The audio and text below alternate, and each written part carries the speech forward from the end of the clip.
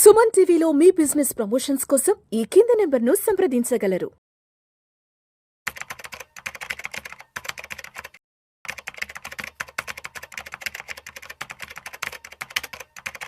నమస్తే, welcome to Suman TV. నేను విష్ణు. ప్రస్తుతంతో పాటు certified financial planner and certified wealth manager Madhavi Reddy గారు ఉన్నారు. వారితో మాట్లాడదాం. నమస్తే మాధవిరెడ్డి గారు. నమస్తే అండి. మాధవిరెడ్డి గారు, welcome to weekend market outlook. Thank you.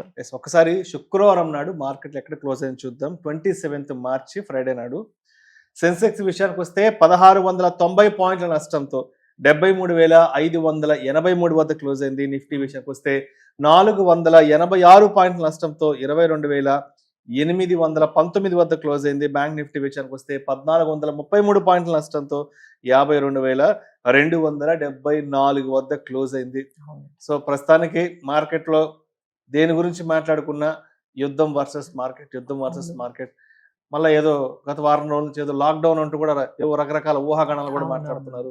ఏంటి అసలు మార్కెట్ల సినారియో సిచ్యువేషన్ ఎలా ఉంది, స్కోప్ ఎలా ఉంది? సో ఒక్కసారిగా మార్కెట్స్ వాలటిలిటీ అనేది ఎక్కువగా కనిపిస్తుందండి. ఫస్ట్ రీజన్ ఏంటంటే, ఫస్ట్ ట్రంప్ అంతా ఏమనుకున్నారంటే పీస్ టాక్స్, మేము ఒక 5 days యుద్ధాన్ని ఆపుతున్నాం అనగానే మార్కెట్స్ కొంచెం రిలీఫ్ అనేది మనకి లాస్ట్ వీక్ లో ఫస్ట్ 2 days లో కొంచెం రిలీఫ్ కనిపించింది. ఆ తర్వాత ఒక్కసారిగా మనకి క్రూడ్ ఆయిల్ కూడా చాలా వరకు ఒక $100 వరకు రావడం, కొంచెం మార్కెట్స్ కొంచెం పాజిటివ్ గా వెళ్ళడం అనేది మనకు కనిపించింది.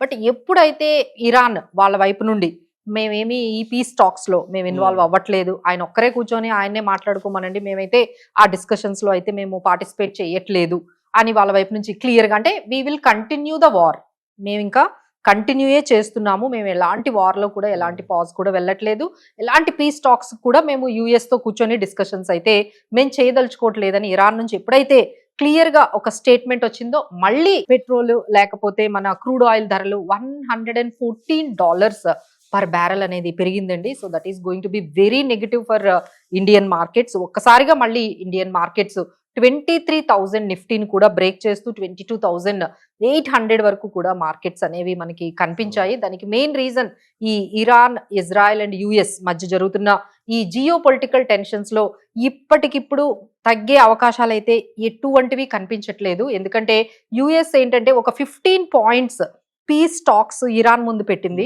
రకరకాల పీస్ టాక్స్, అంటే మీరు ఇది చేయాలి అనేది కొన్ని కండిషన్స్, 15 point కండిషన్స్ యుఎస్ తీసుకొచ్చింది. ఈ కండిషన్స్ మీద ఉన్నట్లయితే మనం యుద్ధాన్ని కొంచెం విరమించుకోవచ్చు అని పెట్టింది. బట్ ఇరాన్ అయితే ఒక్క పాయింట్ కూడా వాళ్ళు అగ్రీ అయినట్టుగా కనిపించట్లేదు.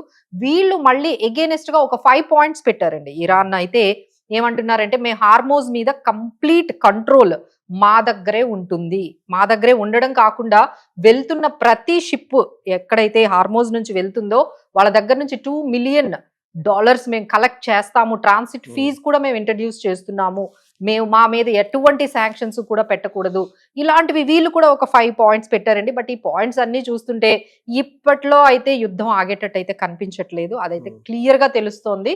ఎందుకంటే ఆల్రెడీ 1 month అయిందండి యుద్ధం స్టార్ట్ అయ్యి, మనకి 1 month అయింది.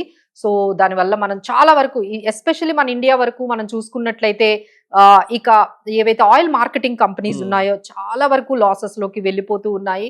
అలానే మనకి ఇక అంటే మన మీద, అంటే సామాన్యుల ప్రజల మీద ఈ పెట్రోల్ పెంచకుండా, డీజిల్ పెంచకుండా ఉండాలి అంటే ఏం చేయాలి అని గవర్నమెంట్ కూడా ఎక్సైజ్ డ్యూటీని కట్ చేసింది. 10 rupees పెట్రోల్ మీద కూడా ఎక్సైజ్ డ్యూటీ 10 rupees తగ్గించింది. అలానే డీజిల్ మీద కూడా 10 rupees తగ్గించింది. దానివల్ల ఏవైతే oil marketing companies huge losses లోకి వెళ్ళిపోతున్నారో వాళ్ళని కాపాడడానికి, అలానే మన వినియోగదారుల మీద ఆ భారం ఏదైతే ఇంటర్నేషనల్ మార్కెట్ లో క్రూడ్ ఆయిల్ పెరిగిందో ఆ భారం మన మీద ట్రాన్స్ఫర్ చేయకుండా ఇన్ఫ్లేషన్ ని కంట్రోల్ చేయడానికి వాళ్ళు ఒక ఎక్సైజ్ డ్యూటీని సెంట్రల్ గవర్నమెంట్ కట్ చేశారు. బట్ దానివల్ల ఏమవుతుందంటే మన ఎకానమీ కొంచెం అయితే డెంట్ పడుతుందండి. ఎందుకంటే డెఫిసిట్ అనేది మనకి ఇంకొంచెం గవర్నమెంట్ ఫిజికల్ డెఫిసిట్ అనేది పెరిగిపోతుంది.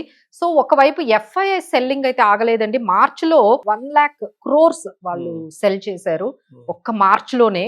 సో దీని వల్ల ఏమవుతుందంటే మన రూపీ అనేది స్టీప్ గా తగ్గిపోతూ ఉందండి అగైనెస్ట్ డాలర్. అంటే ఇప్పుడు 94 కాదు, ఇప్పుడు మనం చూస్తున్నాం 95 కూడా మన ఇండియన్ రూపీ డిప్రిషియేట్ అయిపోతుంది against dollar. That is going to be very worrisome. ఈ రెండు, అంటే ఒకవైపు ఈ క్రూడ్ ఆయిల్ ప్రాబ్లమ్స్ అన్ని ఫేస్ చేస్తూ ఉన్నాము, ఒకవైపు ఈ డిప్రిసియేషన్, రూపీ డిప్రిసియేషన్ కూడా మనల్ని చాలా వరకు మన ఎకానమీని కానీ మన జీడిపి గ్రోత్ ఇప్పుడు కొత్తగా ఒక రేటింగ్ వచ్చిందండి. Indian GDP growth may not be 6.8, ఒక టైంలో 6.8 7% GDP growth very much possible అనుకునేది ఇప్పుడు 6% బిలో కూడా వెళ్ళిపోయే అవకాశాలు కనిపిస్తున్నాయి. ఎన్ని రోజులు ఎన్ని వీక్స్ ఈ యుద్ధం కంటిన్యూ అయితే అంతవరకు మన ఎకానమీ అయితే వరకు చాలా భారంగా కనిపిస్తుందండి. అలానే ఇన్ఫ్లేషన్ కూడా మనకి April 1 నుంచి మీరు అన్ని కూడా న్యూ ప్రైజెస్ చూస్తారండి. ఎక్కడ చూసినా మీకు టీవీ, ఫ్రిడ్జ్, ఏసీస్, పెయింట్స్, అలానే మీకు ప్రయాణం చేస్తున్నప్పుడు ఫ్లైట్ చార్జెస్ కానీ మీరు ఎక్కడికి వెళ్ళినా April 1 నుంచి రెస్టారెంట్స్ దగ్గర నుంచి అన్ని చోట్ల కూడా మీరు ప్రైస్ హైక్స్ అనేవి చూస్తారు. అంటే ఇది ఓన్లీ ఒక మనం ఏమనుకుంటామంటే ఈ పెట్రోలు లేకపోతే డీజిల్ అనుకుంటామండి. బట్ దీని కాకుండా ఇంకా చాలా మనకి ఈ మెటీరియల్స్ అన్ని కూడా మనకి ఈ సప్లై చైన్ డిస్టర్బ్ అయింది. ఎస్పెషల్లీ ఫెర్టిలైజర్స్ అండి. ఈ రైతులకైతే మాత్రం ఇప్పుడు ఈ ఫెర్టిలైజర్స్ గవర్నమెంట్ ఈ సప్లై చైన్ ఇప్పుడు మరీ స్టార్ట్ అవుతుంది, వాళ్ళకి సీజన్ స్టార్ట్ అవుతుంది. రేపు మళ్ళా మే చివరాఖరుకో జూన్ కో మాన్సూన్ స్టార్ట్ అవుతుంది. ఆ టైంలో వీళ్ళకి ఫెర్టిలైజర్స్ ఖచ్చితంగా సప్లై చేయాలి. అక్కడ చూస్తుంటే ఎక్కడికక్కడ వాళ్ళు డిస్టర్బ్ చేసేస్తూ ఉన్నారు. ఎక్కడి నుంచి అంటే ఒకవైపు అసలు ప్రొడక్షనే కాకుండా ఆపేస్తూ ఉన్నారు ఈ బాంబింగ్, ఈ మిజైల్స్ వల్ల. ఇంకోటి ఏంటంటే ఈ హార్మోజ్ నుంచి అసలు ప్రొడక్షన్ అయింది రావడానికి కూడా లేకుండా ఈ హార్మోజ్ కొంచెం ఇష్యూస్ కూడా మనకి నడుస్తూ ఉన్నాయి. సో దీనివల్ల అయితే కొంచెం ఫెర్టిలైజర్స్ కొంచెం ఈ ఇయర్ కొంచెం ఇబ్బందిగానే కనిపిస్తూ ఉంది. ప్రైజెస్ కూడా అంత సబ్సిడీ ఇస్తుందా లేదా అనేది ఒకటి కనిపిస్తుంది. సో దానివల్ల మన ఫుడ్ కాస్ట్ కూడా చాలా పెరుగుతుందండి. ఎందుకంటే ఎప్పుడైతే ఫెర్టిలైజర్స్ పెరిగాయో సో మెటీరియల్ కాస్ట్ పెరుగుతుంది. సో దానివల్ల మనకు సంబంధించిన ఏవైతే ఈ రెగ్యులర్ మనం తయారు చేసుకునే ఫుడ్కి సంబంధించిన ఇవన్నీ కూడా పెరిగే అవకాశాలు అయితే మన ఫ్యూచర్ అంతా కూడా కొంచెం భారంగానే మనకి కనిపిస్తుందండి. Not only markets. అండ్ అదేవిధంగా గత వారం 10 రోజుల నుంచి ఇండియా లాక్డౌన్ అంటూ ఎక్కడ చూసినా ఏవో రకరకాల స్పెక్యులేషన్, రకరకాల పుకార్లు షికార్లు అవుతున్నాయి. ఇదిగో మోడీ గారు రేపటి నుంచి లాక్డౌన్ ఉంటున్నారు, రేపటి నుంచి ఇండియా లాక్డౌన్ ఉంటున్నారు.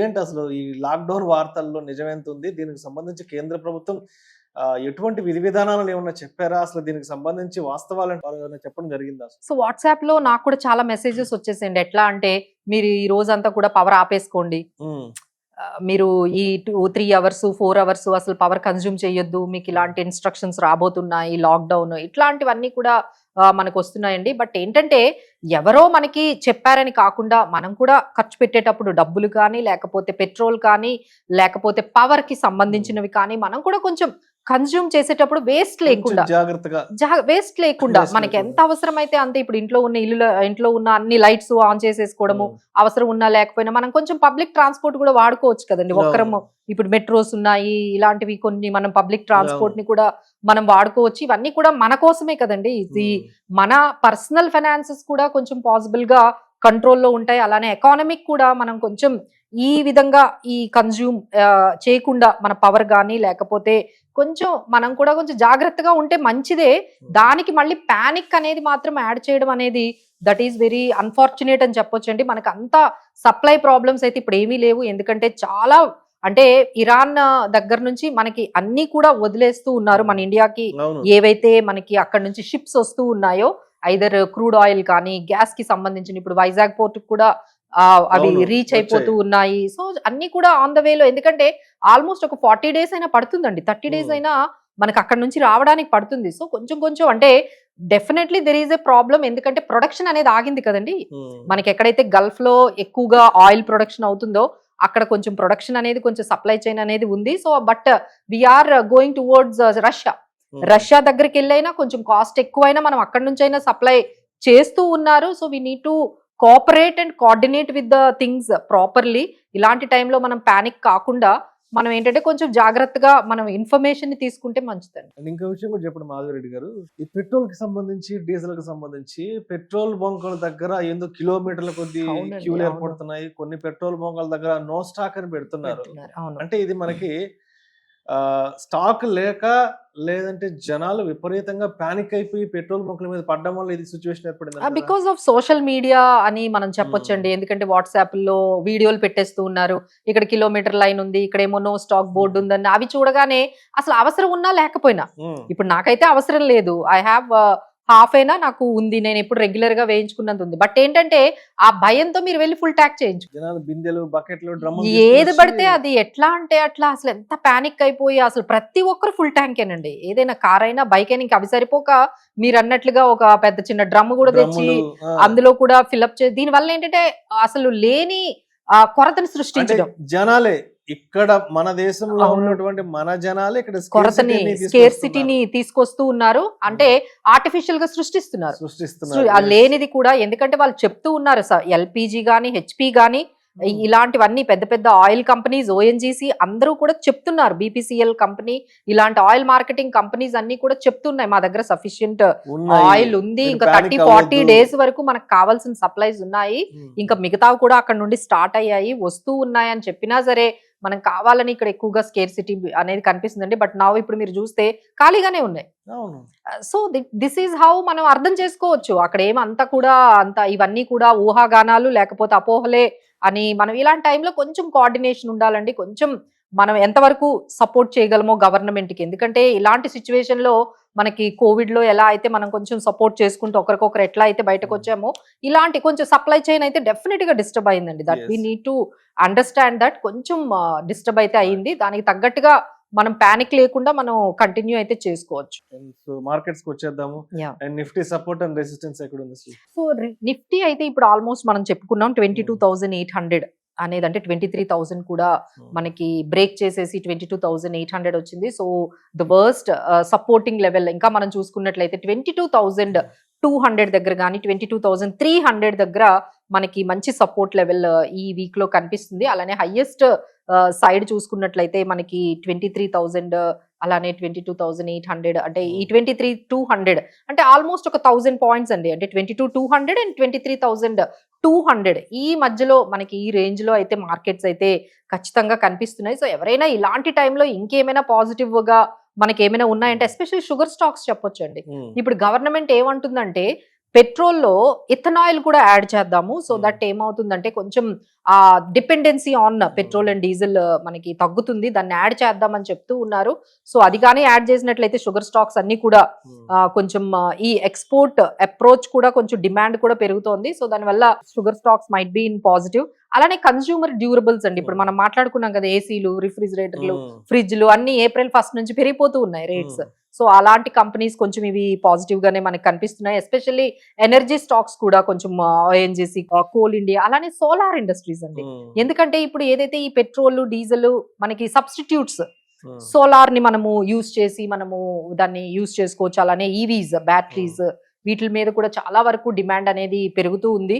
సో ఇలాంటివన్నీ కూడా మనం గ్రాడ్యువల్ గా నెమ్మదిగా ఏమైనా అక్యుములేట్ చేసుకోవాలి అనుకుంటే అక్యుములేట్ చేసుకోండి. బట్ ఇంకా సిచ్యువేషన్ అయితే బెటర్ అవ్వలేదండి. ఎవరు కూడా ఎట్లా అంటే అగ్రెసివ్ బయింగ్ కానీ లేకపోతే హంటింగ్ ద స్టాక్స్, కొంచెం లోలో కొనుక్కుందాము, యావరేజ్ చేసుకుందాము, ఇలాంటివన్నీ కూడా కొంచెం అగ్రెసివ్ డెసిషన్స్ ఏవైతే ఉన్నాయో, కొంచెం బార్గెనింగ్ స్టాక్స్ ఏమైనా తీసుకుందాము అనేది లేకుండా ఒక గ్రాడ్యువల్ గా నెమ్మదిగా కొన్ని స్టాక్స్ అయితే మీరు అక్యుములేట్ అయితే ఇక్కడ నుండి మీరు చేసుకోవచ్చు. సో మండేకి మార్కెట్ ఎలా ఉంటుందనేది మనం చెప్పలేం కాబట్టి ఎటువంటి జాగ్రత్తలతో మార్కెట్ లో ఎంటర్ అవ్వాలంటారు? డెఫినెట్ అంటే 3 things ఎవ్రీవన్ హ్యాస్ టు అంటే చెక్ చేసుకోవాల్సింది ఏంటంటే, ఫస్ట్ ఈ రూపీ ఎంత వరకు వెళ్తోంది, అది టువర్డ్స్ 95 కి వెళ్ళింది అనుకోండి, మార్కెట్స్ లో చాలా పానిక్ అవుతుంది, వెంటనే మార్కెట్స్ చాలా నెగిటివ్ గా పడే అవకాశాలు కనిపిస్తున్నాయి.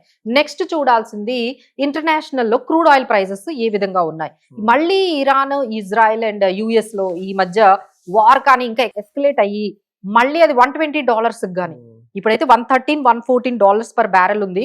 ఇంకా క్రూడ్ ఆయిల్ ప్రైసెస్ కానీ పెరిగినట్లయితే పానిక్ అయ్యి మళ్ళీ అది చాలా నెగిటివ్ గా అవుతుంది. సో ఒక్కసారి ఈ 2 అంశాలు, ఒకటి క్రూడ్ ఆయిల్ ఇంటర్నేషనల్ మార్కెట్ లో ఎలా ఉంది, ఇంకొకటి ఏంటంటే మన రూపీ డిప్రిషియేట్ ఎంత వరకు అవుతుంది, ఈ రెండిటి మీద మన నెక్స్ట్ వీక్ అనేది డిపెండ్ అయి ఉంటుంది. ఈ రెండిట్లో ఏమాత్రం రికవరీ కనిపించినా మార్కెట్ కొంచెం పాజిటివ్ గా ఉంటుంది. బట్ టువర్డ్స్ 95 కి వెళ్ళిపోయి ఇది ఒక $115 పర్ బ్యారెల్ అయిందంటే markets might see some more selling pressure. Thank you so much Madhuri. Thank you.